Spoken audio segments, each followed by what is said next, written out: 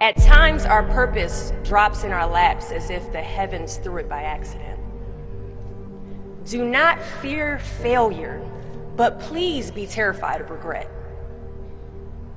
As giving up is the birth of regret. In the summer of 2009, I was 19 years old, working a summer position at Target between my freshman and sophomore year at undergraduate school.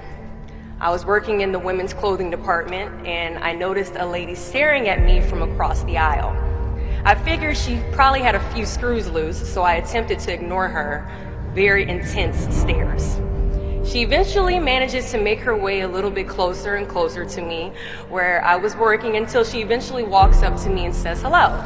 I say the famous Target quote, which is, "Hi, may I help you find something?" So now anytime someone says that to you all in Target, you know it's their job to say it to you. She then asks me, "Were you born in this country?"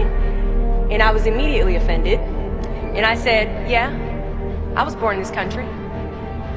And then she says, "Do you have any kids?" I said, "No, I don't have any kids."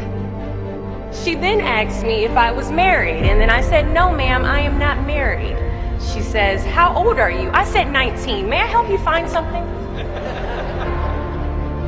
She then says, "You are the most beautiful girl I have seen." And I said, "Oh, thank you."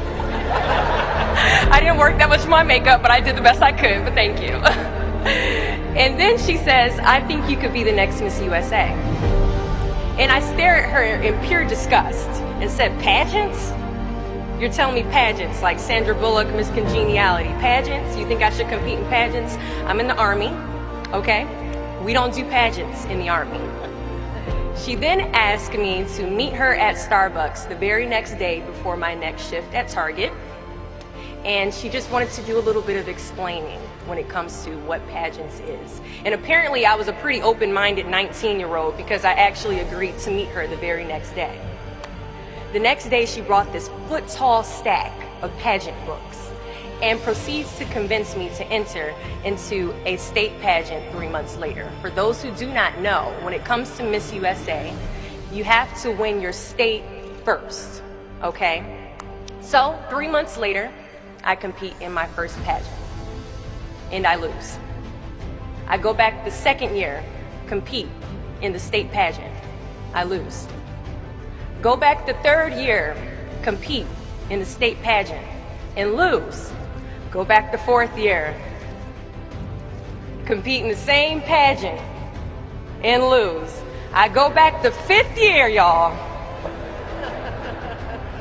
compete in the state pageant and lose. But guess what? I go back the sixth year. Guess what happens? I lose. I called her on the phone and said, "You told me I could be the next Miss USA." And she says, "Deshauna, keep working, don't quit, keep going back." And in June of 2015, she passes away from leukemia. 6 months later, in December 2015, I win Miss District of Columbia, USA.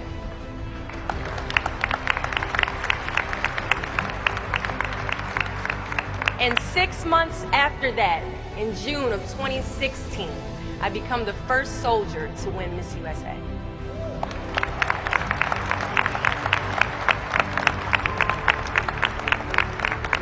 And you all already know where I'm going with this. At times, our purpose drops in our laps as if the heavens threw it by accident.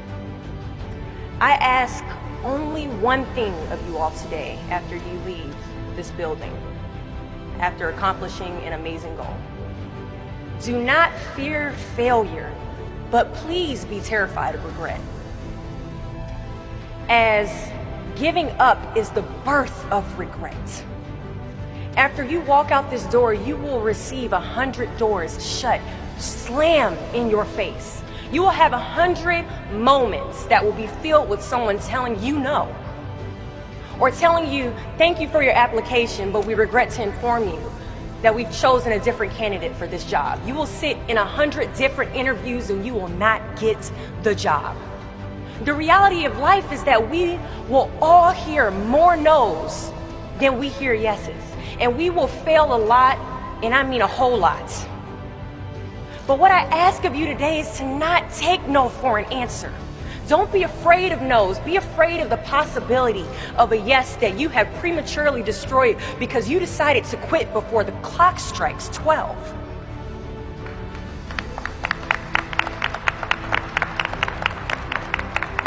You can ask anyone, friend, family, anybody. I love a good no. Please tell me no. Telling me no is like adding fuel to a fire that is now set ablaze because of your single no.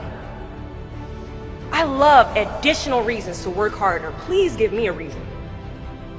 So today I challenge you to fight, to work, to not stop here, to believe so heavily in your aspirations that you too will not fear the word no, but instead you will choose to welcome it.